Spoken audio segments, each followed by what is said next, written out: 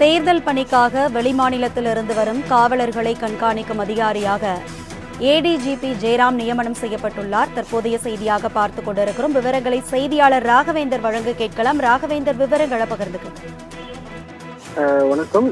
வரும் நாடாளுமன்ற தேர்தலை முன்னிட்டு தமிழகத்தில் பல்வேறு அரசு அதிகாரிகள் இடமாற்றம் செய்யப்பட்டிருக்கின்றன. அதன்படி ஐபிஎஸ் அதிகாரிகள் மற்றும் டிஎஸ்பி, காவல் ஆய்வாளர்கள் என பலர் இடமாற்றம் செய்யப்பட்டு வருகின்றனர். இந்த நிலையில் டிஜிபி அலுவலகத்தில் தேர்தல் பிரிவு தொடங்கப்பட்டிருக்கிறது. இந்த தேர்தல் பிரிவு அதிகாரியாக ஏடிஜிபி மகேஷ்குமார் அகர்வால் நியமனம் செய்யப்பட்டிருப்பதாகவும் பதட்டமான வாக்குச்சாவடிகள் கண்டறியும் பணியில் தீவிரமாக ஈடுபட்டு வருவதாக தெரிவிக்கப்பட்டிருக்கிறது.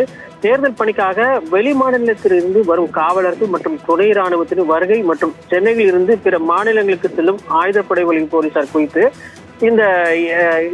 இதனை கண்காணிக்கும் அதிகாரியாக ஏடிஜிபி ஜெயராம் நியமிக்கப்பட்டிருப்பதாக சென்னை டிஜிபி அதாவது தமிழக டிஜிபி அலுவலகத்தில் வரக்கூடிய தகவல்கள் தெரிவிக்கின்றன. இந்த பிரிவு தொடங்கப்பட்டு தற்போது இது பதட்டம் நிறைந்த வாக்குச்சாவடிகள் என்னென்ன என்பது குறித்து தற்போது பட்டியல் தயாரிக்கப்பட்டு வருவதாகவும் இந்த தேர்தலுக்கு அதாவது நாடாளுமன்ற தேர்தலுக்கு துணை ராணுவத்தினர் வருகை தர இருக்கின்றனர். அவர்களை கண்காணிக்கும் அவர்களுக்கான தேவையை பூர்த்தி செய்வதற்குண்டான அந்த அதிகாரியாக இருப்பவர் தான் ஏடிஜிபி ஜெயராம் என நியமிக்கப்பட்டிருப்பதாக டிஜிபி அலுவலகத்தில் வரும் குறிப்புகள் தெரிவிக்கப்பட்டிருக்கு.